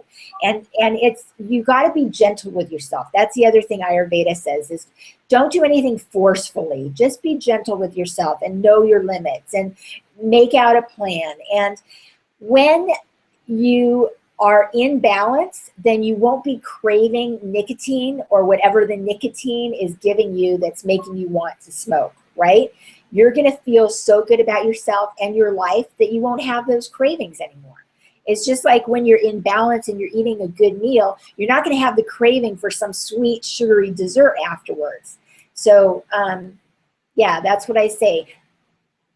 We know what our bad habits are. Ayurveda is teaching us what our good habits are. And when we start practicing them, we won't even have any desire to go for the bad habits anymore at all. Yes, which is truly helpful. And I think a lot of us, actually face this problem with the whole thing of it's a pattern. It's not just one bad habit. One leads to another, and it becomes like a vicious circle, and you don't know how to get out of it. And I feel this one decision of following an Ayurvedic lifestyle influences so many different aspects that once you decide to do a certain thing, follow the routine that Ayurveda which gives to you, then it simplifies so many of these different problems. Yeah, and there's so many little, like coffee, for example, is such a Western thing. We're so addicted to our coffee. But when you find out the reason why we're addicted to it, why are we craving it? Why do we like it? Well, one of the reasons is because it gives us that bitter taste. And in the Western diet, we don't have much of that bitter flavor in our foods, but coffee has the bitter flavor. So when you put that bitter flavor with herbs and spices and things like that into your diet, you won't be craving the coffee as much, right? You understand and you get it. So now you don't have as much coffee. You're not having the jitters and the side effects from the caffeine, which Ayurveda says caffeine is not good for you at all. You don't need stimulants. Life is stimulating enough, right? Other bad habits we get into are not even food related. We're in front of our computers way too long every single day. We need to get up, get some fresh air, go for a morning walk, once a day, get some sunshine, for heaven's sake, don't be sitting so much. I think another bad habit is just having expectations of other people, what they should be like, what you should be like. You should do this and you should do this. But Ayurveda teaches us to get rid of all those expectations because people are who they are. They have this nature. We wouldn't say to a tiger, why don't you go swimming like that swan? Why can't you be all calm like that swan? No, we let the tiger be a tiger. We know a tiger's a tiger. But here we are asking him to do something different. We do it to people all the time. Yeah, that's true. That's one thing which is really, really, I think, very impressive and very empowering about Ayurveda. And to start on that basis only, that it's not about changing who you are. It's not about becoming someone. It's about knowing who you are, and it's about being who you are and the best version of yourself. Exactly. That's absolutely it. Ayurveda helps us to learn who we are, to understand who we are, and to work with what we're given, to be the best that we can be, the best version of ourselves. Exactly. I couldn't have said it better. Yeah. So we have another question by Dawn here. She's asking whether mucus, there's a lot of mucus in her head despite taking a lot of medication.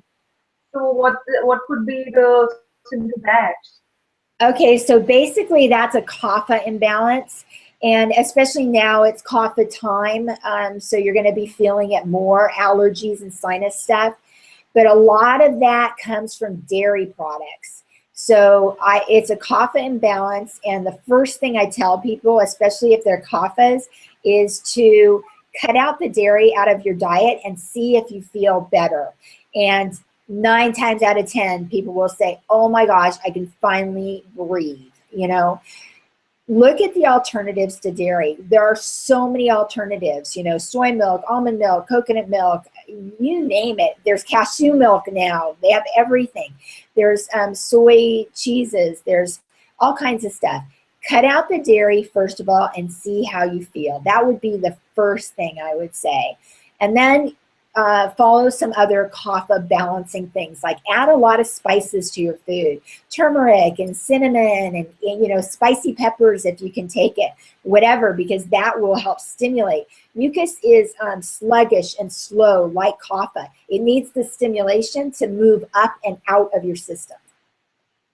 I see. So I hope you found that helpful. There is also, you mentioned spices. I just like to say, what about the geographic tongue? I know you can't take spices, and a lot of people might not be that comfortable with the idea of spices, even if it's not always, you know, very. It's not always about chili.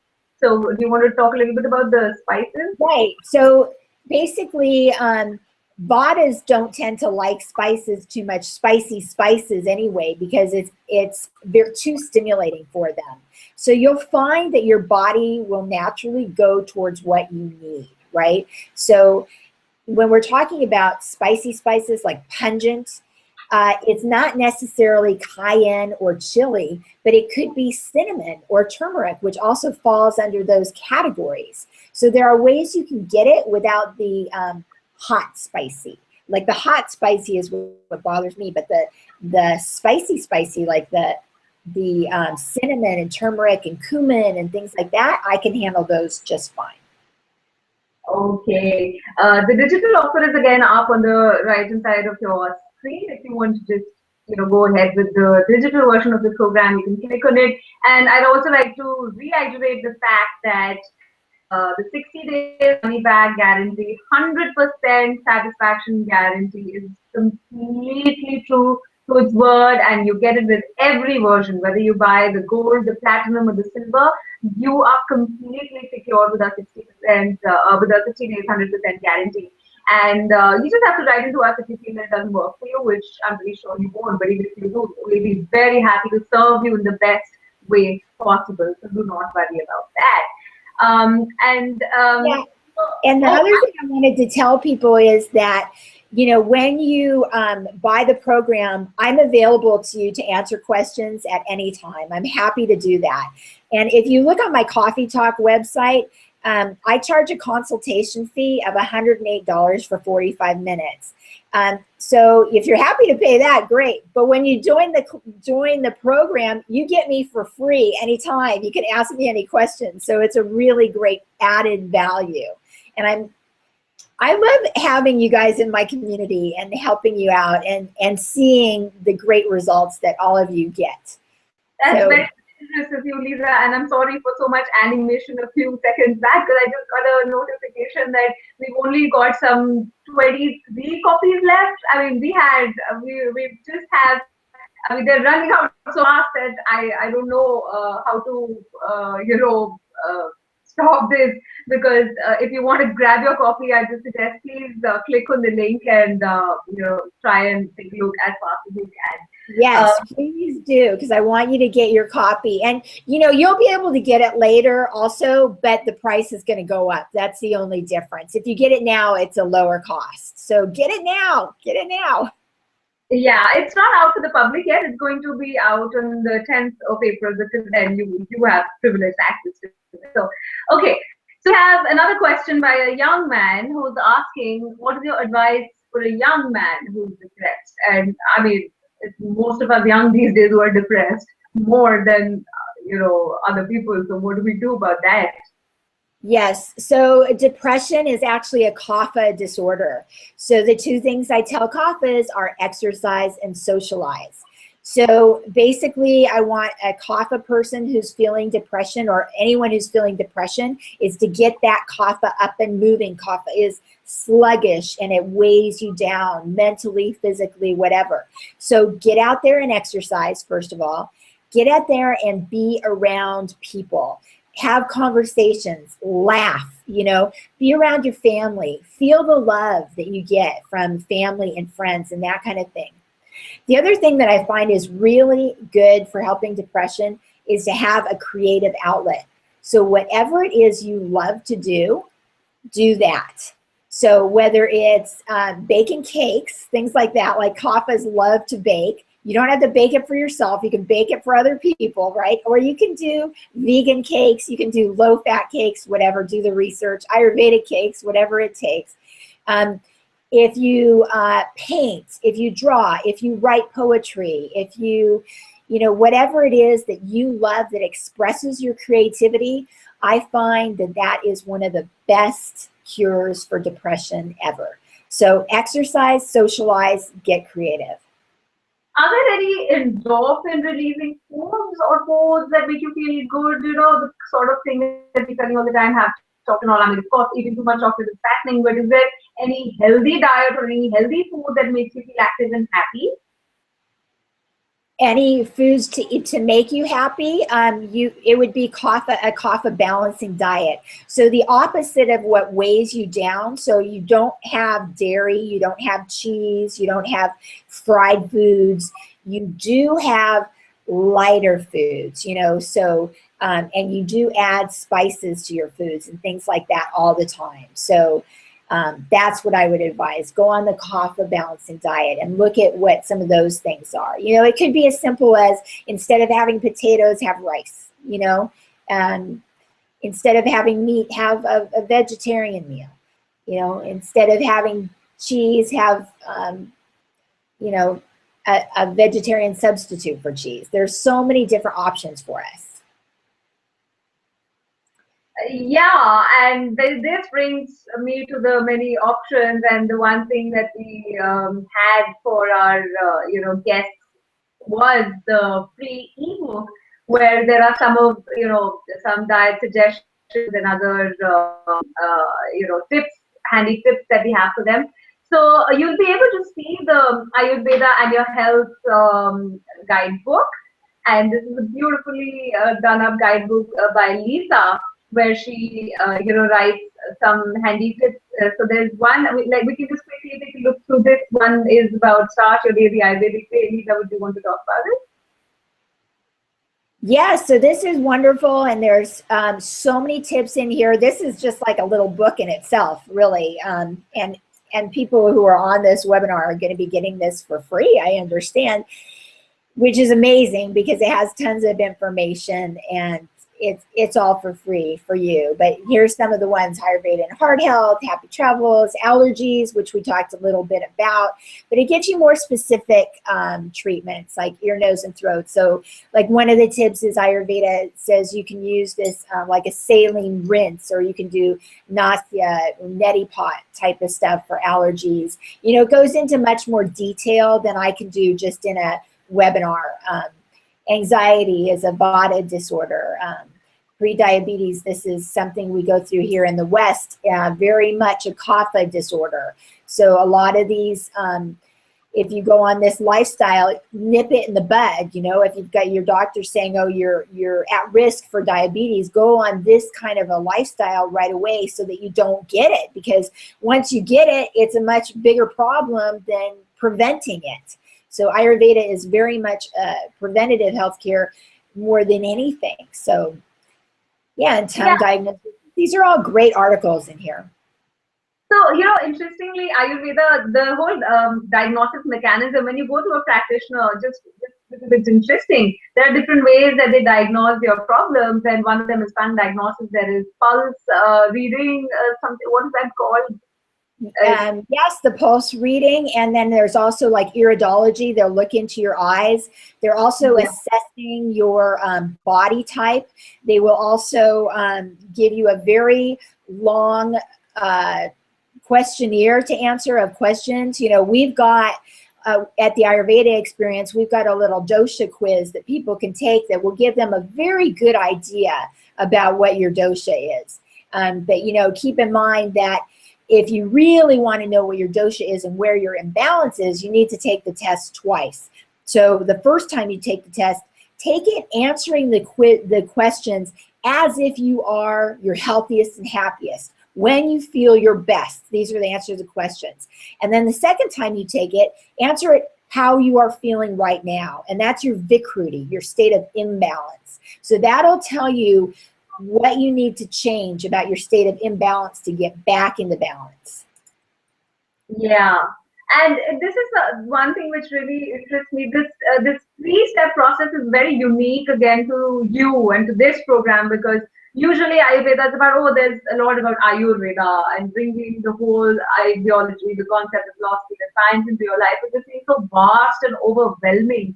But I just like to bring it to light that it's not that overwhelming, and it's been organized three steps, very simple, very linear, where you go 1 and 2 and 3, and you can follow those steps in a linear fashion, or you can choose to go to do different levels and only do optimizing if you don't really want to understand the concept, even though that's not recommended.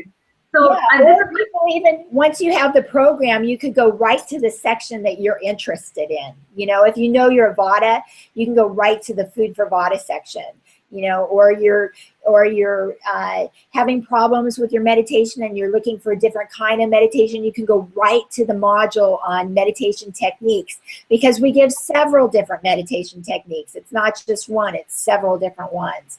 So it's great because you can use it the way you want to use it. You can skip around. You can start at the beginning and go to the end if you like. Pittas tend to do that. Pittas are very organized, but Vatas might want to, start at the end and then go to the beginning.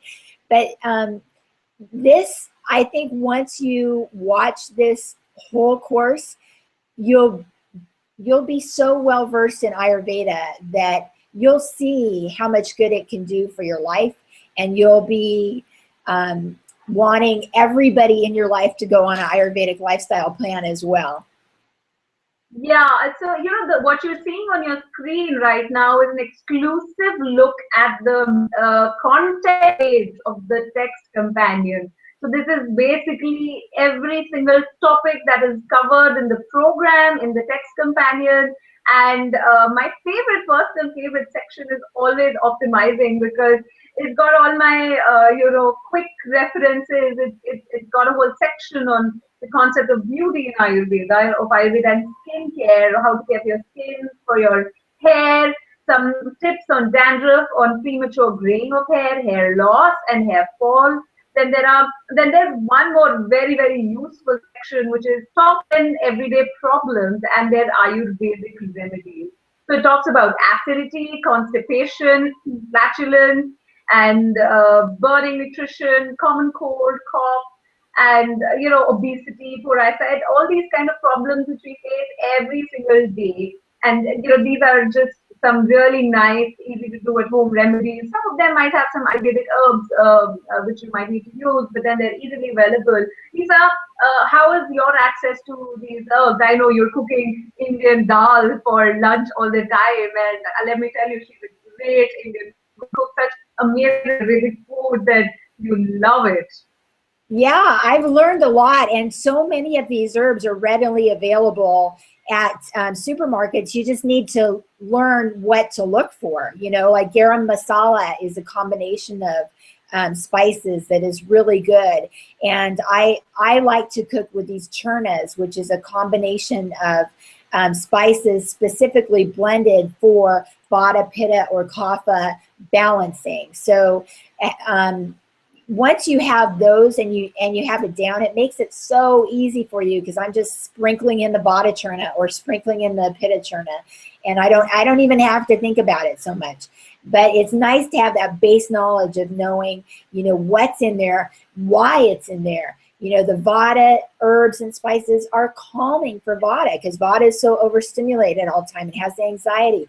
The Pitta spices and herbs are cooling, pacifying, to bring down that fire.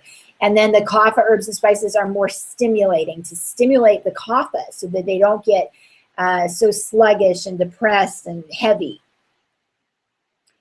Yeah, and I just like to take a quick read through the different modules. The first module is basically just about step 1, recognizing, is about the beginning of the of Ayurveda, of the whole cycle of life, how it began, how it evolved through the ages, and how Ayurveda has become today. That's just for those of you. And that was really interesting, actually, to learn about the history of Ayurveda and how it came about and how it actually came to the U.S. and everything. So this is really nice to have that great background information. It's so interesting. Yeah, Then there is this other section which talks about understanding in the first module, where you're telling everyone about all about their doshas, the introduction to Ayurveda. Then in part two, you talk about the doshas and money. That's interesting. Exactly, because how we handle our money is very specific to our doshas as well. I mean, everything in life you can categorize as how it is for each of the three doshas. And it's really interesting for me because now, like when I watch TV and I'm watching programs and some of the characters say something, I'm like, oh, that's such a Vata thing to do. Oh, that's such a Pitta thing to do. Oh, that's the Coffey character, you know? And you see how all of these people interact and work together. And I think that's what makes some of these shows very successful, because each of us can relate in some way. You know, the Vata character I can relate to, the Pitta character my husband can relate to. You know, it's interesting how art reflects life, and how, you know, even in the workplace, you see that all of the doshas are necessary. You know, a lot of people ask me, oh, well, isn't Vata a better dosha? Don't I want to be a Vata because they're skinny? It's like, no, it's not a better dosha. There's something great about all three of the doshas. It's about learning who you are, loving who you are, and finding all of your strengths, you know. But, you know, I always say, if you're in a workplace and you have a committee, you don't want a committee of all Vata people, because you'll have all this creativity going on and everybody will be throwing out ideas, but nothing will get done, you know. And if you have a committee of all Pittas, everybody wants to be the boss. Everybody wants to be the leader. And then arguments ensue, you know, and hot-headed, everybody storms off. And then Coffees are just going to sit around and talk and gossip and play and have fun and not get any work done. But if you put a Vata, a Pitta, and a Coffee on the committee, Vata is going to come up with the ideas. Pitta is going to come up with a plan, and Coffee is going to come up with a way to see it through so that it's actually fulfilled. So, you know, we all help each other in this world. We're here for a reason. We have the dosha we have for a reason. So it's all good. Yeah, I'm just going to quickly, you know, run through the other things that we've covered here. So there's Ayurveda, food for Vata, food for Pitta, Kapha, eating the Ayurvedic way, Ayurvedic food combinations, the different properties. There is the concept of Ama, or the, you know, there's Agni, digestive fire. Then, like I was mentioning a while back, you know, we have exercises for different doshas. So you can see right here in the course, in the fourth module, in part 3, you have exercises separate Vata, Pitta, and Kapha. Then there are some separate breathing exercises, some yoga poses, the sun salutation. Then there's some guidance on choosing the yoga poses as per your body type, and how to warm up before exercise, and sample exercise regimen. And, you know, these are not workouts that are very hard and tough for mature people to do. I mean, these are not going to crack your knees or your back. If you already have these problems, it's going to help you how to deal with them better. Yes, and I have to point out that some of these exercises are done by those professional dancers, so they look really good. It's not me being out there all awkward or whatever. I do mine at home, not in public. Yes. And then there is the how to give the dry massage, head massage, foot massage, self-care routine, how to take care of your own self and your different organ systems. And I mean, there's just so much more that I feel so tempted to talk about it all, you know, more and more. But I know you're really busy at the National Ayurvedic Medical Association NAMA conference, right? And I don't want to take more of your time. Well, it's great because, you know, I'm happy to have this opportunity to go to conferences like this so that I can learn more and then teach you guys too. I mean, that's the whole point of it. Is I learned all of this Ayurveda stuff over 20 years.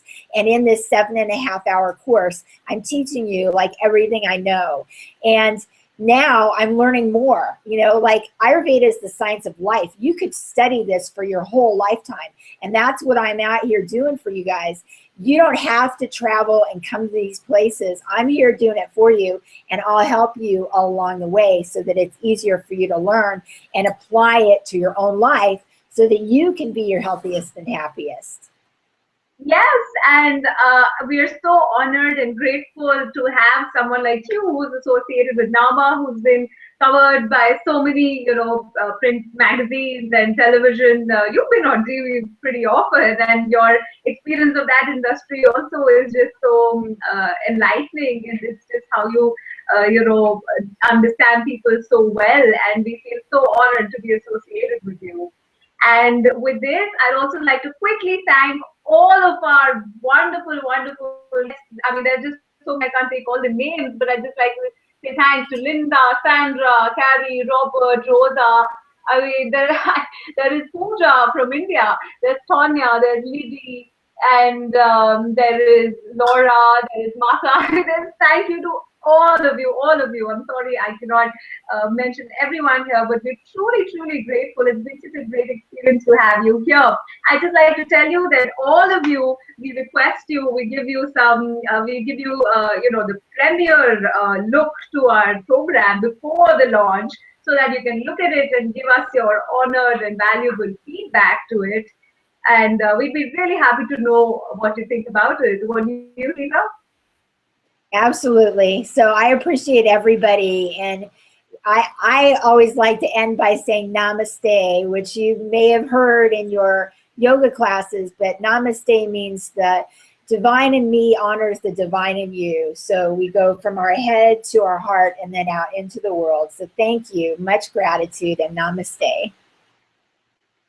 Thank you guys for joining us. We'll soon be back with more webinars like this if we can get hold of Lisa. She's just so busy, but I mean, she loves it and we love it, and I hope you love it too. Do write to us. Let us know what you think. Go through the program. Tell us what you feel about that. If you want to get it, please feel free to get it. It's definitely an opportunity worth taking, because there's just nothing you can lose. There's no risk involved. You can always just write back to us, but you won't even need to. I would just say that your health and your happiness and your family's joy is absolutely worth this little step you're going to take into conscious and a healthy lifestyle.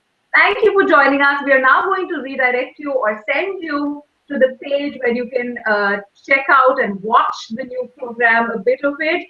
And it'll show you a message. You're being redirected to the page. Please don't cut any windows, otherwise you won't be able to see it. We hope you enjoyed yourself. This is Namaste from Venu. Thank you so much for joining us.